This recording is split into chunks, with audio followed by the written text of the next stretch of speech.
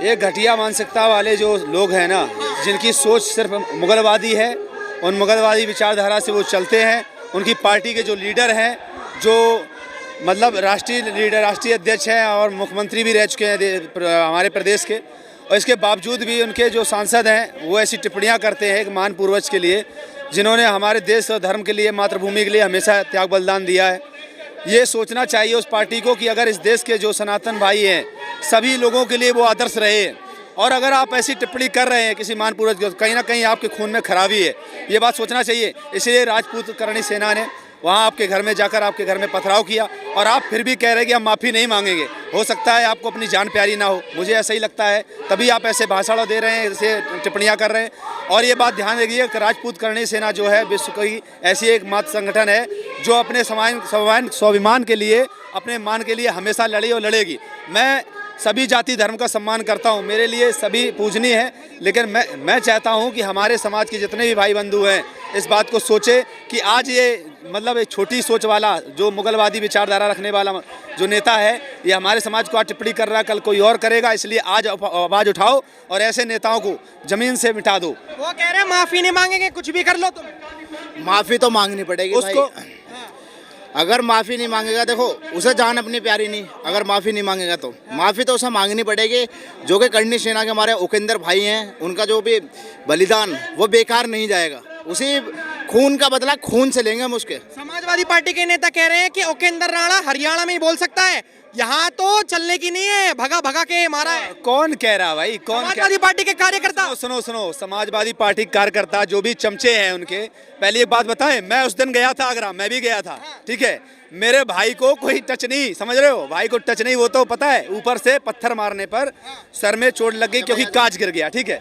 लेकिन हाँ, कुल मिला के जब युद्ध लड़ा जाता तो रक्त बहाता है, समझ रहे हो, युद्ध लड़ा जाता रक्त बहाता है। मैं पूछना चाहता हूँ उन कायरों से, वो सब कहाँ थे उस समय जब हम लोग उनके घर में पहुंच गए? अगर दम थी ना तो वो हमारे और पहले आ सकते थे ना विरोध करने के लिए, और पहले खड़े हो सकते थे चौराहे में। अब जब पुलिस प्रशासन के लिए उतनी दम नहीं थी उसके पास भी, तो तुम्हारी क्या औकात है? समझ रहे हो, पुलिस प्रशासन की भी दम नहीं थी कि हमारे समाज को रोक ले, और नहीं रोक पाएगी। 12 तारीख को हम सब फिर पहुंचेंगे, उसे उसकी औकात बताएंगे। एक बात हम लोगों ने तय कर ली है, हमारे समाज के ऊपर कोई भी टिप्पणी करेगा, किसी भी समाज किसी भी जाति का हो, बख्शा नहीं जाएगा। हमारे समाज के बहुत सारे लीडर्स ऐसे हैं, जैसे अनुराग भदौरिया जैसे लोग, जो हमारे समाज के होकर हमारे समाज का विरोध करते हैं और उन हरामी दलों के साथ जुड़ते हैं, उनकी पार्टियों के साथ खड़े होते हैं। ऐसे लोगों का समाज से विरोध होना चाहिए।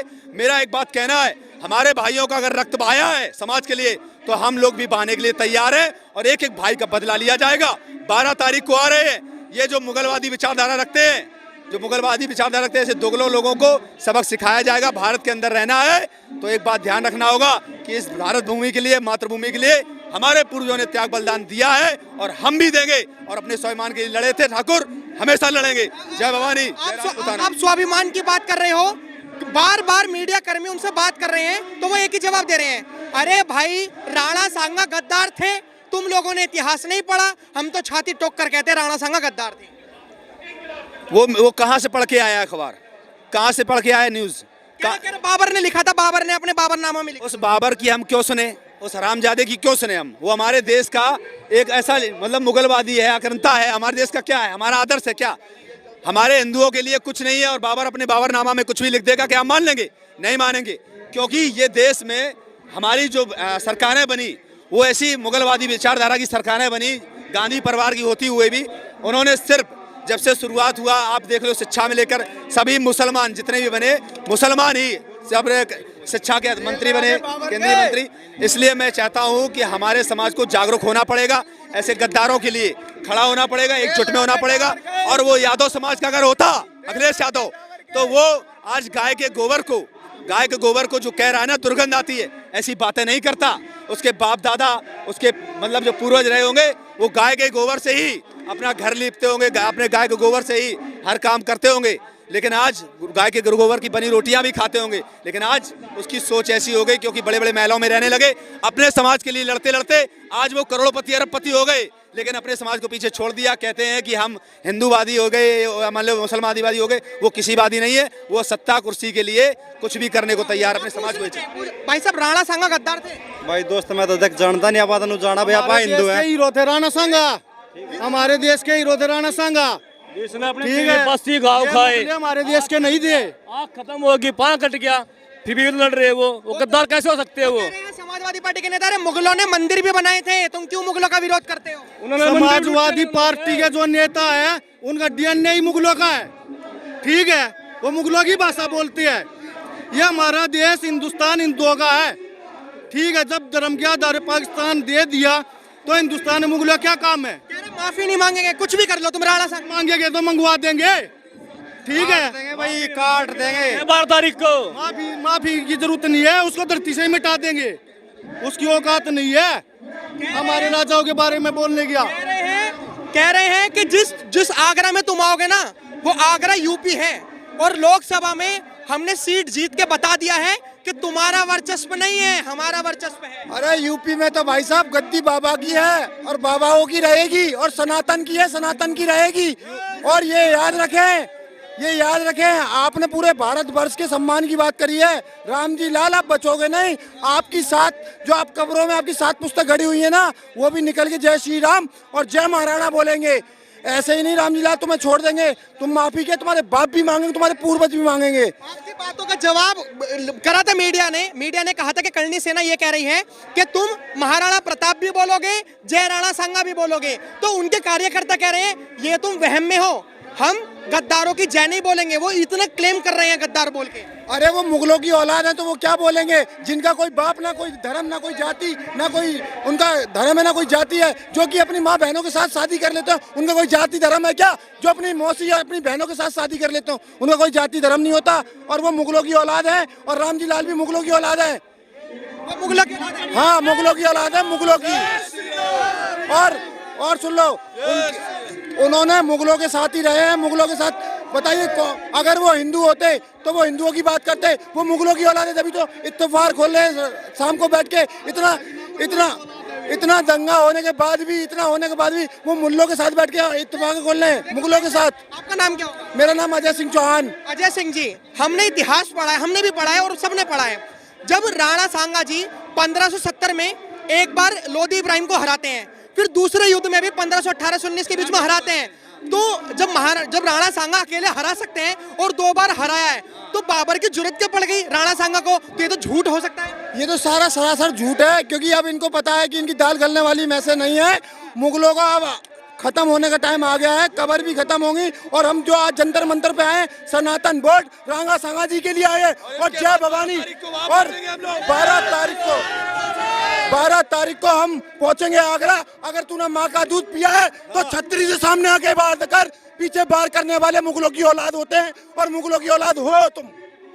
जय भवानी, जय राजपूत। और राणा सांगा जैसा जो वीर है उसके खिलाफ ऐसा बयान जो दे रहे हो ना आप, 80,000 घुड़सवार होने के बावजूद, समझ रहे हो, और 500 हाथी घुड़सवार, इसके बाद 200 पैदल सैनिक होने के बावजूद उन्होंने मतलब 100 युद्ध लड़े, 100 में एक भी युद्ध नहीं हारे। वो क्यों बाबर को बुलाएंगे जो मतलब बाबर से खुद ही लड़ रहे हैं, समझ रहे हो?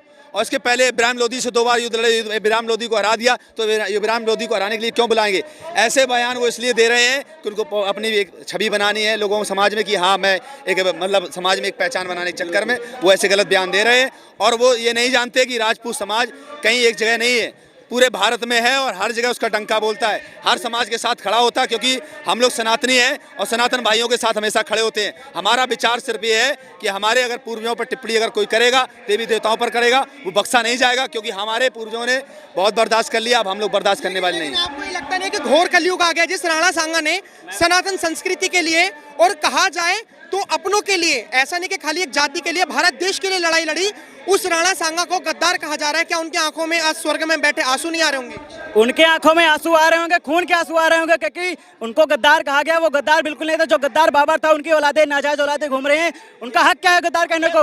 मैं बाबर और औरंगजेब की नाजायज औलाद है, ये साले पीठ पे वार करते हैं, सामने से कभी नहीं वार करते। मैं ब्राह्मण हूँ और ब्राह्मणों से कहना चाहता हूँ कि उठो ब्राह्मणों, जंग छिड़ी है राजपूतों के बलिदानों पर। राजपूताना लज्जित ना हो परशुराम की संतानों पर। जय दादा परशुराम, हर हर महादेव।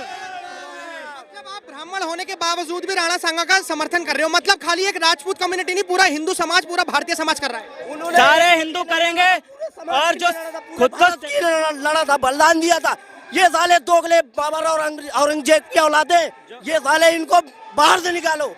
ये सपा इनको बढ़ावा दे रहा है, इनको पार्टी से निकाले। ये साले हमारे पूर्वजों पर टिप्पणी करते हैं। कह रहे माफी नहीं मांगेंगे, कुछ भी कर लो। माफी ये नाक रगड़ के मंगवा देंगे इसको। जय राजपूताना, जय श्री राम। मैं माफी मांगेंगे। भाई सबसे पहले तो ये है धीरेन्द्र शास्त्री वाली बात है, जात पात की करो विदाई, आप सब हिंदू भाई भाई। ये हमारे जो हिंदुओं में जात पात तो बटे हुए हैं, इनको सबको एक होना पड़ेगा भाई।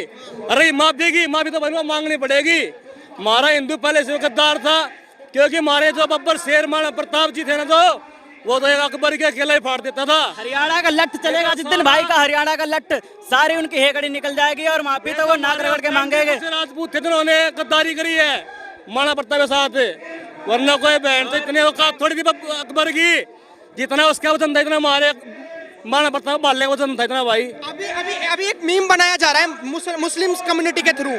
वो ये कह रहे हैं कि जितने भी तुम्हारे महाराणा प्रताप है, छत्रपति शिवाजी महाराज हैं, वो सिर्फ फिल्मों में जीत रहे हैं। असली इतिहास जो रचा है वो मुगलों ने रचा है, चाहे वो अकबर हो, बाबर हो, वगैरह। रियलिटी में देख लो, फिर एक बार उन्हें भी खुले छोड़ दो, हमने भी खुले छोड़ दो।